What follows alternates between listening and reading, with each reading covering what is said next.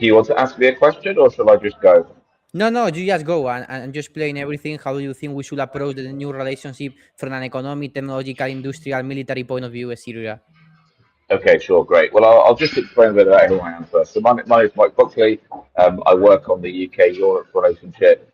I live in the UK. I live in the north in Sheffield, but I spend a lot of time in London, and I've been working professionally on the UK-Europe relationship since 2018, so for quite a long time now. So since before the UK left the EU. And I started to work on it because I was concerned about what the impact on the UK would be of leaving the European Union, because all the reports said that it would make us poorer, and particularly that that would harm people who were already struggling in the UK economically, so poorer people and communities and regions in the UK. And indeed, 6 years after we left, that's what's happened.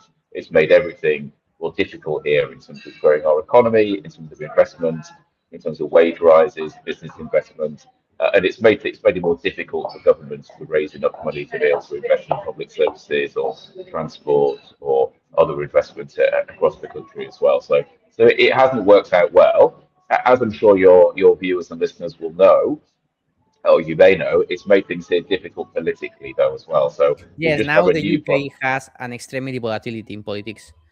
we do. Seven We've had different prime seven. ministers in 10 years. That's right. We've just got a new prime minister this week, and it's our seventh Yes, different I prime know. minister in 10 years. And in the UK, that is very, very abnormal. That's very, very strange. Now So it is working like in Italy in the past.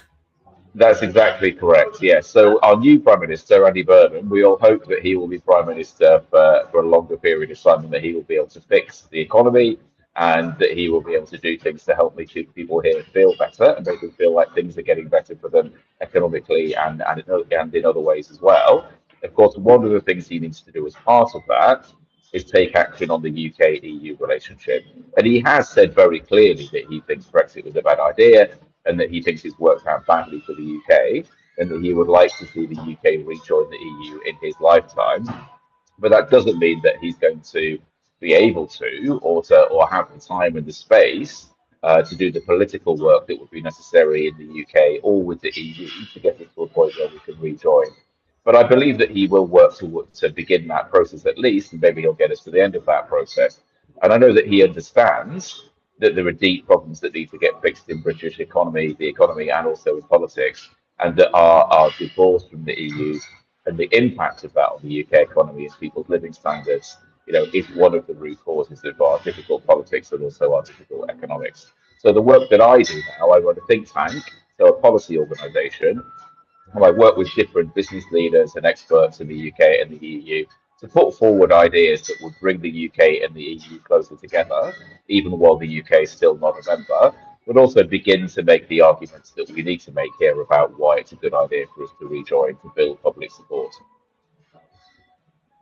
So, how do you think we can improve the current economic situation of the UK by having a closer relationship with the European Union?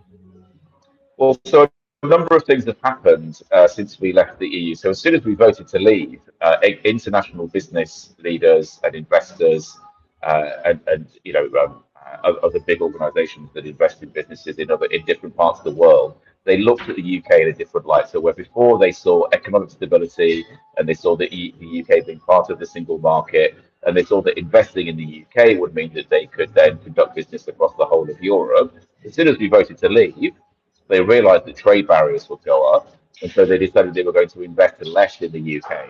It was partly because of the trade barriers, but also they realised there would be political and economic instability, so they thought that they would wait and see. And because we've had so much political and economic volatility since, inward investment into the UK has gone down and it remains down. Also, the value of the pound drops because investors across the world thought, the value of the pound is going to be less because the UK economy will be less dynamic, so its currency will be worth less. That means that anything we import, we in effect have to pay more for it, so it's pushed up the cost of living, but also it's put up trade Like barriers. the EU remains the UK largest trading partner. It's accounting for 41% of its exports and more than 40% of its exports and of its imports. So it's a huge cost that they have now. That's right. It's a huge cost, and it also means for any businesses located in the UK who want to sell things to the EU or to buy things from the EU, there are trade barriers. So what that means is that when we bring goods in either direction, there's a lot of paperwork and a lot of forms and a lot of administration that needs to be done to prove to both sides that what is being transported is what people say that it is. That of course adds time, adds staff costs, adds friction for businesses, particularly, and British businesses, of course, pay for most of that friction cost. So that's what their costs are. And it means that it's just essentially more expensive to trade than it was before. And it's also the case for services. So there are restrictions on what services we can offer to European businesses, for example, whether that's in the legal profession or whether it's in architecture or the creative industries. And it means that some of those people simply can't do their jobs themselves to European clients. But others, if they want to, it means it's more expensive for them to do so. So across both the manufacturing and goods side of our economy, so things like agriculture or aerospace or defence or automobiles, but also on the services side, so architecture or the legal profession or creative industries or education, anything like that, it's also more difficult to trade rapid. So what we effectively did, we put up trade barriers on ourselves. One of the ways that I describe it is, for example, with Russia, since they invaded Ukraine, we've all put sanctions on Russia, which is effectively barriers to make it more difficult for them to trade. And what we did as the UK, we effectively chose to put sanctions on our own economy, which is not a sensible thing for a country to do, and of course has consequences for our standard of living and for our economic growth. Jaime, no me puedo. Okay. Okay, can you see me, right? Yeah. Okay, so one thing is that now the EU is accelerating towards unification in terms of the unified service market, common financial markets, capital markets union. And I really think if the UK is not inside these projects, it will be very bad for the UK economy because it will not be able to compete with a totally unified European Union. It would be bad for us to not be part of that Yes. project, but it does make it more difficult, I think, here because there's still a nervousness amongst British politicians and amongst the public about a more unified Europe. Some people, for some reason, people in Britain are still quite nervous of that. So there does need to be a conversation here in the UK amongst politicians and amongst the public and others about why us joining the EU at all is a good idea, but also to explain to people here how the EU has changed in the last 60 years, and then maybe particularly in the last 4 and a bit years since Russia invaded Ukraine, because of course that has had a consequence of pushing the EU to draw closer together, particularly in security and defence collaboration, but also, for example, in things like common borrowing, and as you were saying about a more unified single market when it comes to services We are already and doing, we trade as are well, already trying to develop the common energy market. and a common energy market as well. So at the moment, between the UK and the EU, there's an agreement going forward that I think will be agreed this year that will make it easier for us to trade agricultural goods, but also make it easier for the UK to participate, at least in part, in the common energy market, because that will bring down energy costs here and allow us to share energy between the UK and the EU more easily, which is very important as we all move towards clean energy sources. So I think that will happen. That isn't particularly controversial here in the UK, but of course it's only a very small step towards us rejoining. But you may know that public opinion in the UK has moved a long way. So obviously, 8 or 10 years ago now, 52% of people who voted in the referendum voted to leave. But now only about I think less than a third now of people, so less than 1 in 3, would say that they would vote leave in another referendum, or they would vote to stay out, Most and a of UK, significant majority of people would vote to rejoin. yes, most of the UK citizens now consider that it was a huge mistake. They do, exactly, because people have lived to see the consequences. And of course, 10 years on from the referendum, 6 years on from us leaving, people have seen that all the promises that were made by the people who were saying that we should leave and that things would get better, that's not been borne out in it, and it isn't real. The reality is that things have either stayed the same or got worse. So, how do you think the UK should approach this? By a total political unification or by partial integration? Like with agreements on trade, on defense, or energy? Or if you think we need a new referendum in the United Kingdom for totally rejoining the European Union?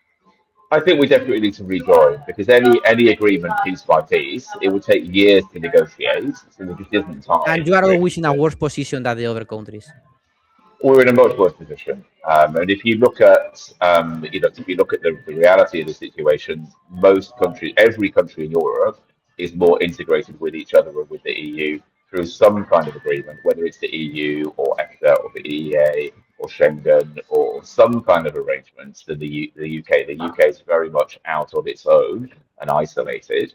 And I don't think most British people really appreciate the extent to which that is the case and the extent to which that limits our economic opportunities.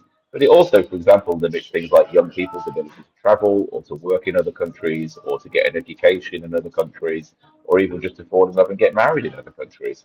We are very isolated. That harms us all, but it maybe particularly harms young people who can't go and do the things that every other young person in Europe can do, just as a matter of course.